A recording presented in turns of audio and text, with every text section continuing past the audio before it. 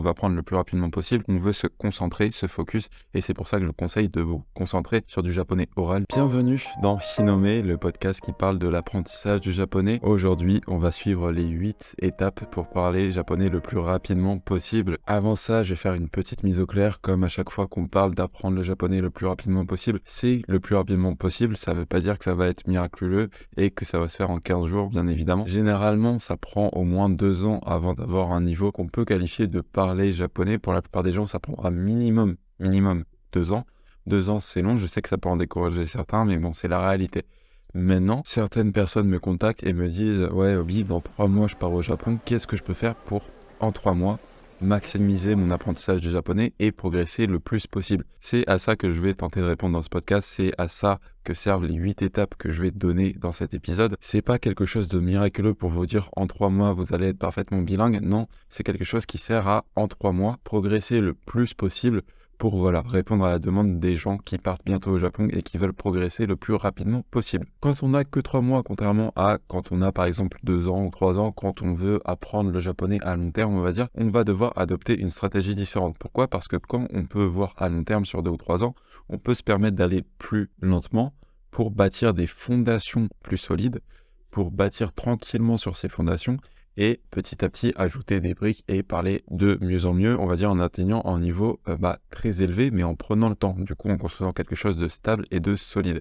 Quand on n'a que 3 mois, on va vouloir skipper quelques étapes, ça va donner en japonais peut-être un petit peu plus faux, un petit peu moins précis, mais plus fonctionnel plus rapidement. Donc voilà, il y a toujours un petit peu ce trade-off à faire entre la qualité de l'apprentissage et la vitesse de l'apprentissage. Ici, on va se concentrer sur la vitesse de l'apprentissage, sur comment faire pour être fonctionnel le plus rapidement possible en japonais. La première étape pour apprendre le japonais le plus rapidement possible, c'est quand même, selon moi, d'apprendre les kanas. Je pense que ça reste une étape indispensable, même quand on veut apprendre le japonais rapidement. Pourquoi ? Même si on a très peu de temps, je pense qu'apprendre les kanas, c'est super important. Alors, si vous êtes vraiment extrêmement court en temps, apprenez que les hiragana. Mais si vous pouvez, apprenez les hiragana et les katakana. Ça prend que quelques jours à apprendre et en fait, ça va vous aider énormément dans la suite de votre apprentissage du japonais. Même si vous arrêtez le japonais après 3 mois, si vous apprenez ne serait-ce que 3 mois, ça vaut le coup d'apprendre les hiragana parce que ça va vous permettre de vous familiariser déjà avec le système de son japonais et par la suite, ça va vous permettre de faire des recherches de vocabulaire beaucoup plus précises. C'est-à-dire que vous n'allez pas devoir passer par les romaji qui vous donnent du vocabulaire vraiment très imprécis, vous allez pouvoir au moins avoir du vocabulaire précis. Effectivement, si on n'a que 3 mois, on va pas vouloir apprendre les kanji, parce que les kanji, c'est quelque chose qui met des années à apprendre, mais au moins les hiragana, c'est vraiment le minimum syndical pour commencer un apprentissage sérieux du japonais, puisque ça va vous aider pour toute la suite, et notamment pour le vocabulaire. Ça va vous permettre d'accroître rapidement votre vocabulaire, avec quand même une prononciation pas trop éloignée de la réalité.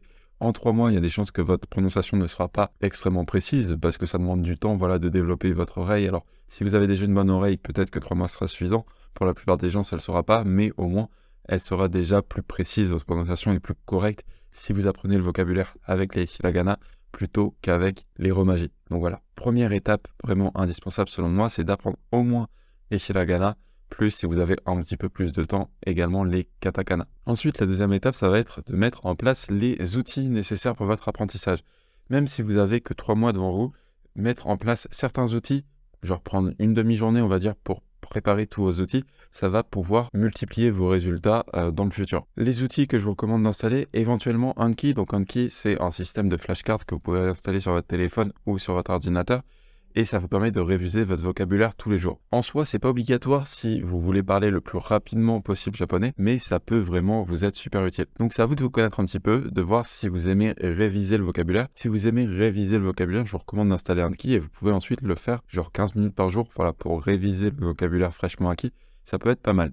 C'est pas indispensable si vous avez que 3 mois. Pourquoi ? Parce que 3 mois, c'est vraiment très court et vous voulez du coup peut-être plutôt vous concentrer sur quelque chose de plus concret qu'Anki. Donc c'est à vous de voir là-dessus. Si vous révisez déjà du vocabulaire tous les jours, je vous conseille d'installer Anki. Sinon, vous pouvez passer. Par contre, l'outil que je vous recommande d'installer à 300%, peu importe combien de temps vous avez devant vous, ça va être Yomi-chan. Yomi-chan, qu'est-ce que c'est ? C'est un dictionnaire à la volée.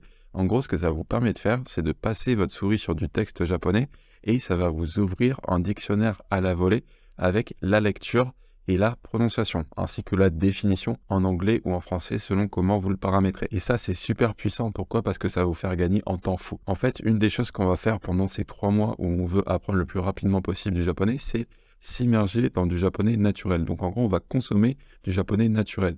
Et qu'est-ce que vous voulez faire pour progresser en faisant ça? C'est rechercher le vocabulaire que vous ne connaissez pas. Et du coup, installer Yomi-chan, ça prend vraiment même pas 30 minutes et ça vous sera utile pour tout le reste de votre apprentissage. Donc si vous voulez faire ça, vous avez la méthode pour le faire. Vous avez une vidéo sur YouTube dans la description de l'épisode de ce podcast. Vous avez le tuto qui vous montre exactement comment faire. C'est une application gratuite que vous installez sur votre navigateur. C'est super simple à installer et vraiment, ça va vous faire gagner des heures et des heures de recherche. Que vous n'avez pas du coup à ouvrir un dictionnaire sur le côté, à faire la recherche, machin. Non, vous avez juste un clic à faire. Vous avez le mot et la lecture qui sortent. Plus, si vous utilisez Anki avec, en un clic, vous pouvez ajouter des cartes à Anki.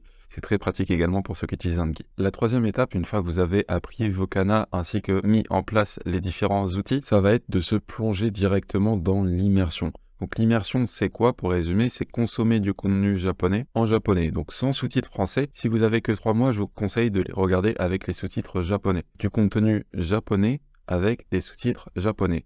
Ça, c'est l'immersion. Moi, ce que je vous conseille de faire, c'est de commencer directement avec un podcast qui s'appelle The Bite Size Japanese Podcast.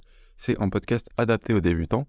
Layla-san, qui anime le podcast, en fait, parle relativement lentement. C'est pas non plus absurde, c'est-à-dire que c'est quand même utile, si vous voulez. C'est pas vraiment un truc débile ou qu'on peut entendre parfois où ça va vraiment être du japonais tellement long que c'est pas vraiment utile. Non, elle parle quand même à un rythme qui est lent, certes, mais raisonnable. Elle va parler avec du vocabulaire assez simple. Elle va prendre le temps de bien articuler ses mots, mais dans un japonais qui reste très naturel. Pour ça, c'est vraiment le podcast que je vous recommande pour commencer à apprendre le japonais. Il est disponible sur YouTube ainsi que sur les différentes plateformes de podcast, mais je vous conseille de le regarder sur YouTube. Pourquoi? Parce qu'il y a les sous-titres fournis avec. Vous pouvez activer sur YouTube les sous-titres du podcast et voir directement ce que Layla-san dit, ainsi que faire des recherches de vocabulaire. Et si vous avez installé Yomi-chan, comme je vous en ai parlé dans l'étape numéro 2, il vous suffit de faire un clic pour faire les recherches de vocabulaire que vous ne connaissez pas. C'est extrêmement puissant. Mon petit tips pour commencer le podcast, c'est de regarder une dizaine d'épisodes avant de commencer à l'analyser. Ce que je vous recommande de faire, c'est regarder une dizaine d'épisodes avant d'essayer de les analyser. Pourquoi? Parce que regarder une dizaine d'épisodes, ça va vous permettre de vous familiariser un petit peu avec la langue, avec le rythme et à choper les premiers mots qui sont vraiment évidents. Par exemple, elle va commencer tous ces podcasts en disant konnichiwa, minasan konnichiwa, ce genre de choses que vous allez pouvoir choper en fait très instinctivement en regardant une dizaine d'épisodes.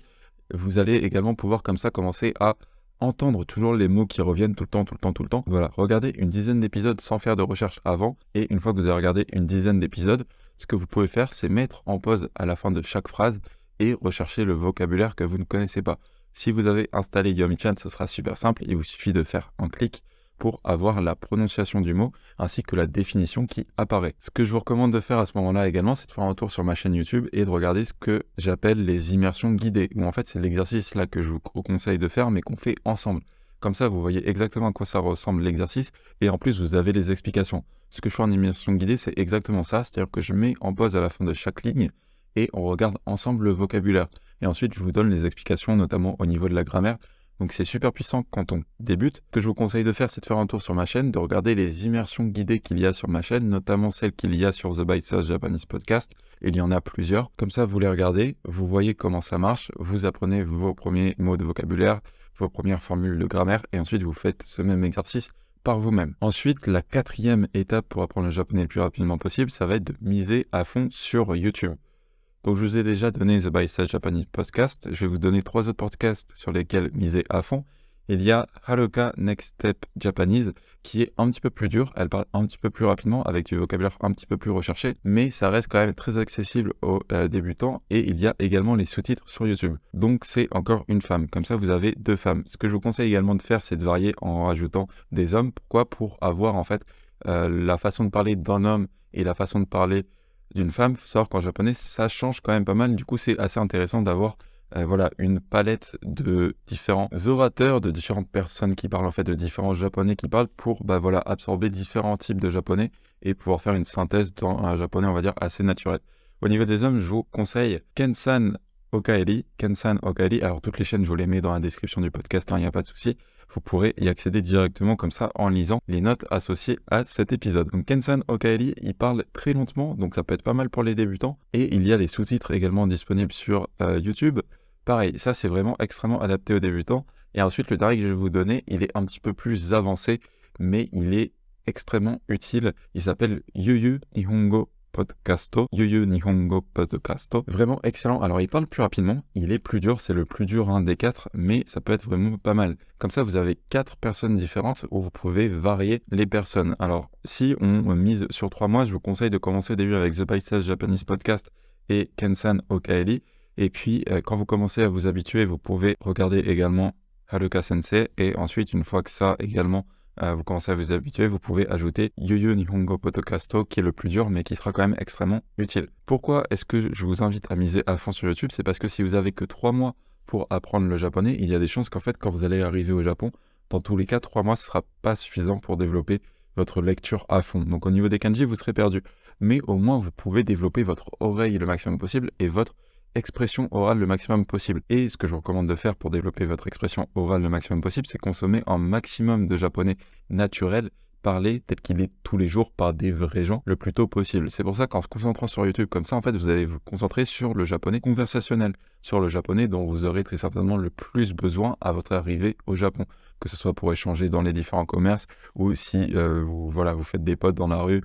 Comme ça peut arriver en se baladant dans Tokyo, et c'est ce japonais dont vous aurez besoin, et c'est pour ça qu'on se concentre là-dessus. C'est vrai que quand on a 2 ans, généralement on va se concentrer sur un autre type de japonais, peut-être un petit peu plus large, qui va couvrir plus de choses avec un vocabulaire beaucoup plus riche, mais comme là on a dit 3 mois, on va prendre le plus rapidement possible, on veut se concentrer, se focus, et c'est pour ça que je vous conseille de vous concentrer sur du japonais oral, du japonais parlé, notamment avec ces chaînes YouTube qui sont adaptées aux débutants. Si vous aimez ce podcast, les amis, je vous invite à laisser un pouce en l'air si vous êtes sur YouTube ou à laisser une évaluation sur la plateforme de podcast de votre choix. Ça vous prend vraiment quelques secondes, mais ça m'aide énormément. Alors merci beaucoup à tous ceux qui prendront le temps de le faire. La 5e étape pour apprendre le japonais le plus rapidement possible, ça va être de miser sur tout ce qui est télé-réalité japonaise, notamment sur un show qui s'appelle Terrace House, qui est disponible sur Netflix. Il est disponible avec les sous-titres japonais également, et il est très puissant. Pourquoi? Parce que c'est en japonais très naturel, c'est en japonais non scripté, donc ça va être des conversations, des discussions entre différents japonais avec un japonais qui va être naturel et qui est un petit peu dans la même veine des vidéos YouTube. Sauf que sur les vidéos YouTube que je vous ai données jusqu'à maintenant,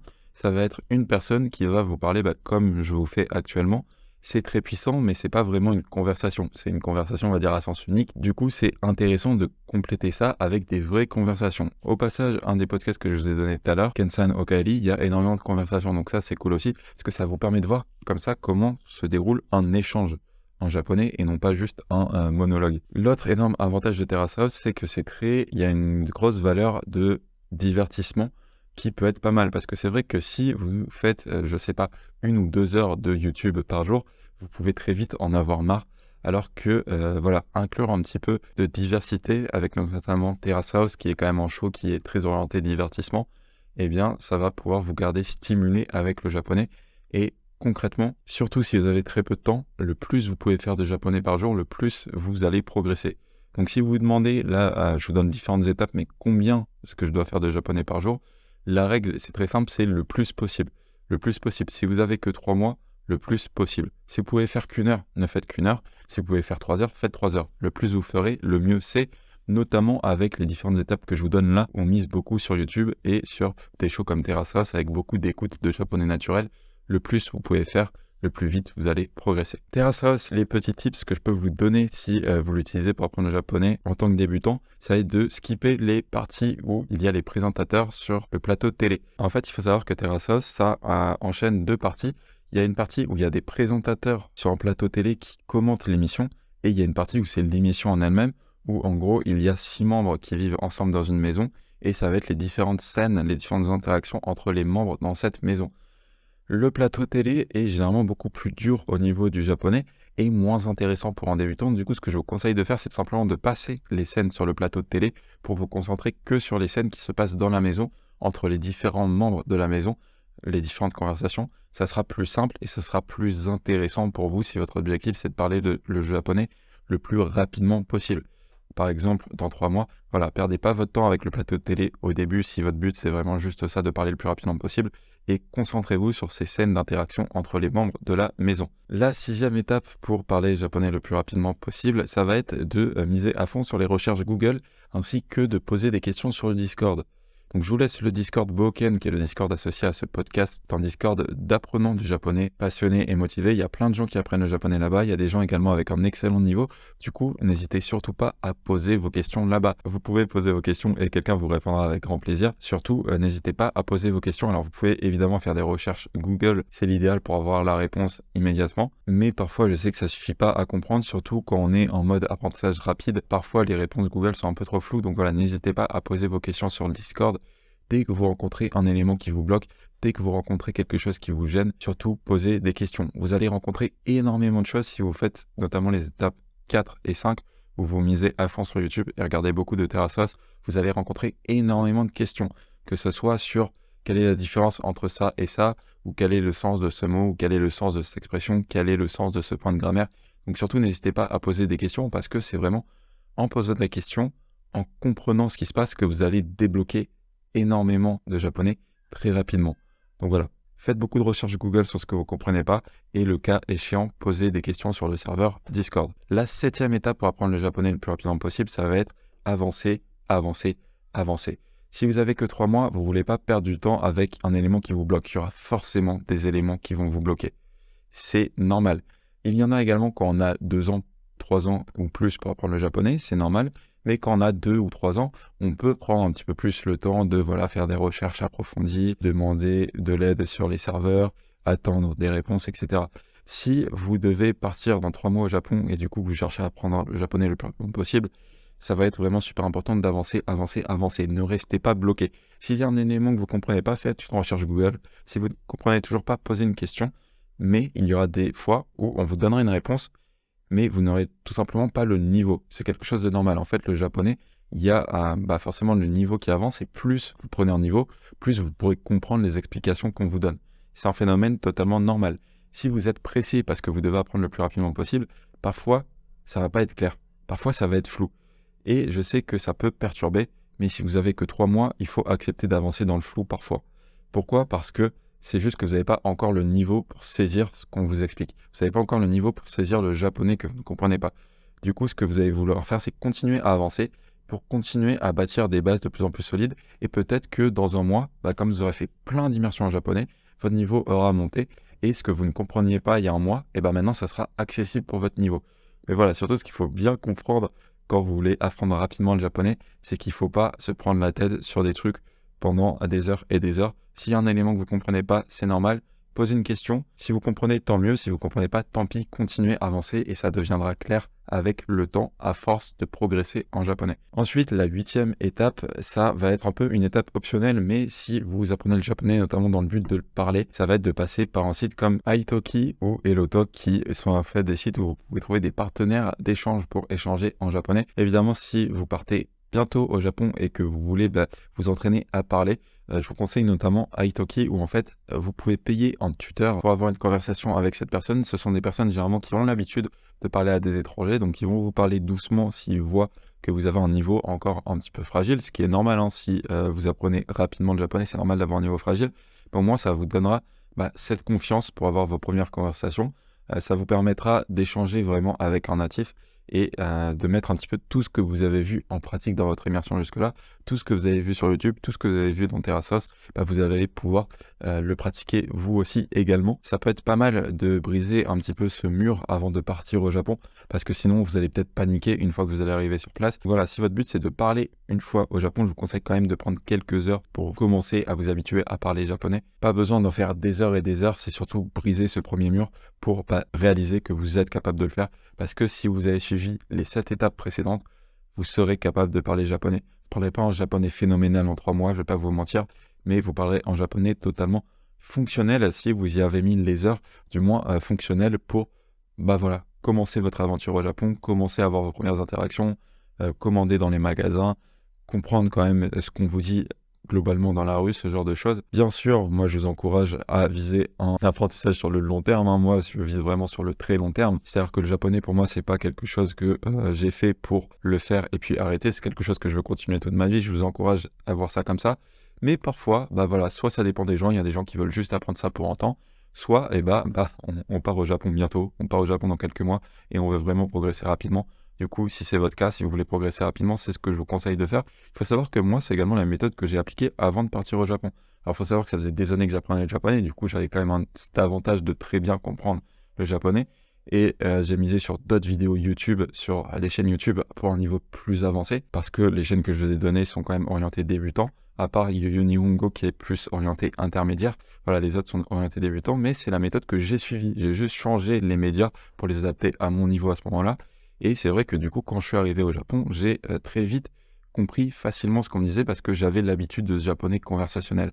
J'avais regardé énormément de Tarasos, j'avais regardé énormément de vidéos YouTube, j'avais fait des recherches sur le vocabulaire que je ne comprenais pas comme ceci, j'avais fait des recherches Google sur de la grammaire que je ne connaissais pas, sur les expressions un petit peu plus orales que je ne connaissais pas. J'étais allé à des échanges franco-japonais, c'est quelque chose que vous pouvez faire également, je ne l'ai pas dit, mais en 8e étape, à la place de passer par Iitoki. Si vous habitez notamment en région parisienne, vous pouvez aller à des échanges franco-japonais pour commencer à parler et vous habituer. Et ça fait qu'effectivement, quand je suis arrivé au Japon, ça m'a pas du tout perturbé. C'est très vite chopé le truc parce que j'avais l'habitude et ça faisait plusieurs mois, à partir du moment où j'ai su que je partais au Japon, plusieurs mois avant, je me suis mis à me concentrer là-dessus, sur ce japonais oral. C'était les 8 étapes pour progresser le plus rapidement en japonais. Bien sûr, ce n'est que le début. Une fois que vous êtes là, vous pouvez que progresser encore et encore et encore, notamment en introduisant plus de variétés. Une fois que vous avez votre japonais conversationnel, si vous voulez progresser, vous pouvez commencer à lire, vous pouvez commencer à rajouter d'autres médias comme des animés, des dramas, ce genre de choses pour accroître votre vocabulaire et accroître votre domaine de compétences. Le point clé vraiment à retenir pour apprendre le japonais le plus rapidement possible, ça serait volume, volume, volume. Énormément de vidéos YouTube, énormément de japonais conversationnel. Le plus vous pouvez en écouter, le plus puissant ça sera. Vous pouvez faire des recherches de vocabulaire pour vous aider, mais in fine, même si vous ne le faites pas, la chose qui va faire toute la différence, ça va être le volume. Ça va être écouter le plus possible de japonais conversationnel, de japonais naturel, pour commencer à vous placer dans un registre proche de ce que vous allez vivre dans les prochains mois. Pensez à checker les notes du podcast pour les différentes ressources. Vous avez les liens directement. Tchuss!